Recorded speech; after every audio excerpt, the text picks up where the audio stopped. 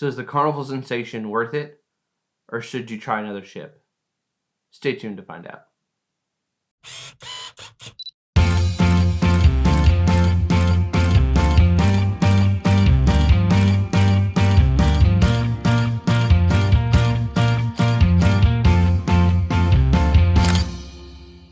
Hey everybody, welcome back to the Photog experience. And on today's episode, it is basically like in episode 2 of Is It Worth It? I'm going to go ahead and do this with every ship I have been on so far. So far, that's the Magic, and I've already covered the Magic. So if that's something that you're interested in, it'll be in the iCard above. I'm doing the Sensation, which is actually the first ship I ever sailed on back in 2017. The next is going to be the Carnival Liberty, which I did my honeymoon cruise on back in 2018. I'll leave that in the iCard above. And I'll be doing my next one once I get off the Carnival Glory, which will be in April. And I'm super excited because in this little series, I get to geek out a little bit, kind of go over some details of the ship, inform you all if this ship is the right fit for you. I'm super excited. So the Carnival Liberty is a fantasy ship.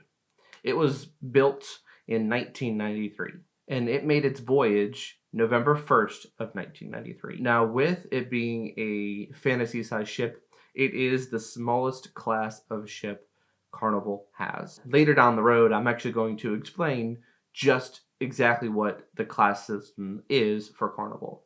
So make sure you all look out for that. One thing awesome about the Carnival Sensation, it had its Fun Ship 2.0 makeover in February of 2017.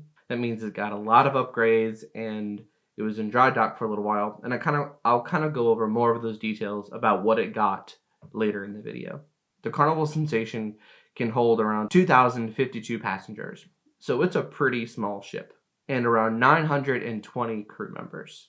It's a little over 70,000 gross tons, and it's only 855 feet long. It is a very tiny ship.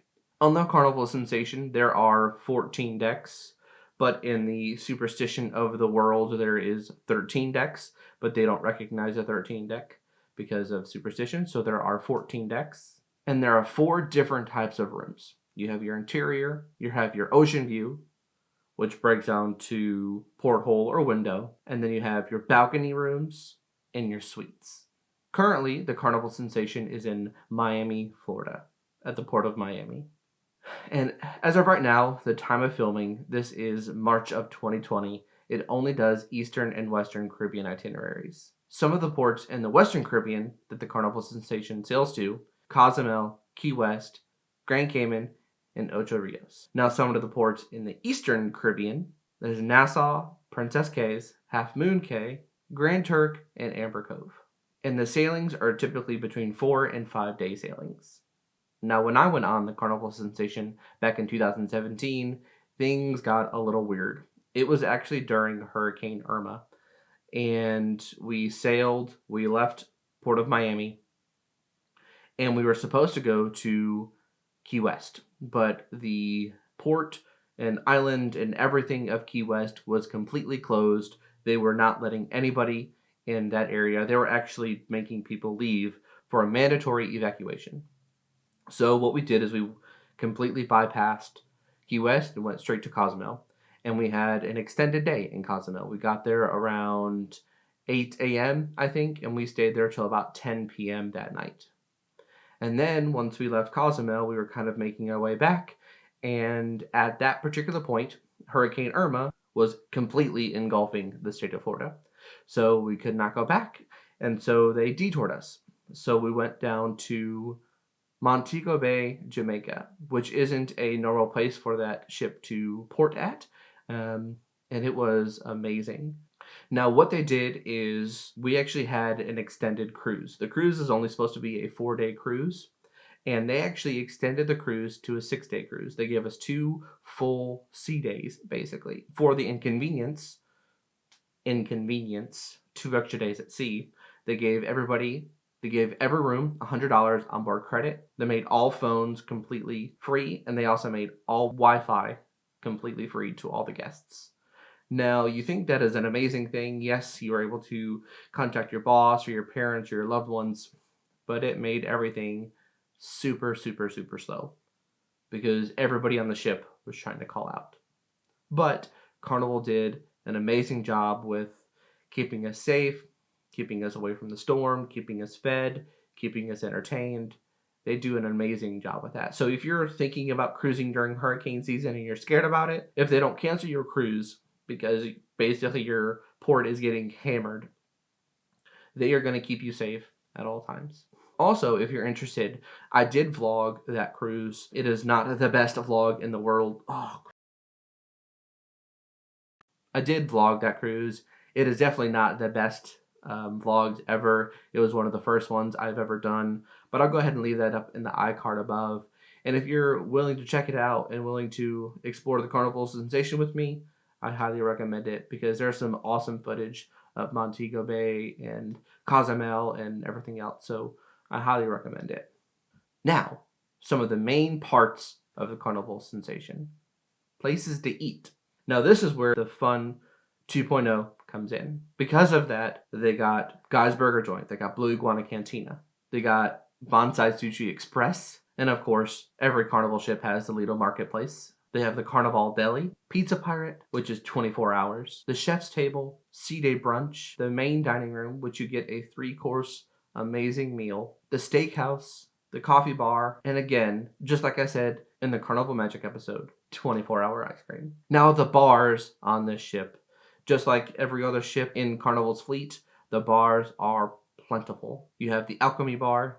I didn't forget it this time. You have the Red Frog Pub. You have the Blue Iguana Tequila Bar, the Piano Bar, the Grand Atrium Bar, the Pool Bar, the Michelangelo Lounge Bar, which I believe is where the Punch Ladder Comedy Club is, and the Mirage Bar in/around the casino. Now, things to do on the Carnival Sensation. There's bingo, there's portraits that you can take, there's Build-A-Bear at Sea, there's Make It with Michael's Crafts, there's art shows, there's mini golf, there's an arcade, there's a library with books and board games and cards, there's karaoke, there's Hasbro the Game Show, there's Playlist Productions, there's comedy in the Punchliner Comedy Club, there's live music in the atrium at the casino, and the Piano Bar. There's a nightclub, there's a casino, a full spa with a fitness center, there's a jogging track, Serenity for the adults, there's waterworks with multiple water slides, there's a pool on the Lido deck with a couple of hot tubs, there's fun shops like Cherry on Top, a jewelry store, an alcohol store, a cigarette store, and it has Carnival apparel. They have Camp Ocean, which is ages between 2 and 11, and they have Club O2, which is ages between 15 and 17. Now, one downside of this particular ship, I didn't really look into it while I was on the ship, but I did some research afterwards, and they do not have a Circle C, which is between the ages of 12 and 14. So that may be something you have to consider. They have a mega deck party, they have Groove for St. Jude, they have a sail away party, and holiday festivities depending on when you're sailing. So if you're sailing during Halloween time, you get to dress up and have Halloween festivities during Christmas, all of that stuff, which is pretty awesome. Now, at the time when I was on the ship, our cruise director was Kabir. He is actually no longer with Carnival, but he was a fantastic cruise director, and he did such an amazing job. His energy, his focus, his knowledge of cruising, like, he was just an amazing first cruise director to have. Now, again, he is no longer with Carnival. He's actually from company to company, and I think he's somewhere in Australia right now. I'm not 100%, but he was definitely an amazing cruise director. Now, when I was on the ship, it is, like I said earlier, it is a smaller ship, so it's relatively easy to navigate. And one good thing about being on a smaller ship are the crowds are typically smaller. So it never felt crowded at all. Of course, during the shows, the playlist shows and things like that in the theater, it did get a little crowded. So you had to make sure that you were there on time or early to make sure that you got a seat. But during the trivia and during the craft times and things like that, it was pretty bare. And you were able to win a ship on the stick pretty easily. So there it is. That's all the information I have about the Carnival Sensation. So if you're wondering if it's worth it, if you're wondering if going on a small ship is worth it, I would definitely recommend it. Now, if you're wanting a big ship, if you're wanting to be around a lot of people, if you're wanting to see crazy crowds and crazy interactions, a smaller ship may not be for you. There are definitely bigger size ships in the Carnival fleet, but if you're just looking for a great cruise and the decorating and the decor and the feel of the ship is not your priority, the ports are your priority, or you don't care that it feels like it's from the 90s, then I would highly recommend the Carnival Sensation. It is a great ship, and it is an older ship, but she's still trucking. So I would definitely recommend the Carnival Sensation.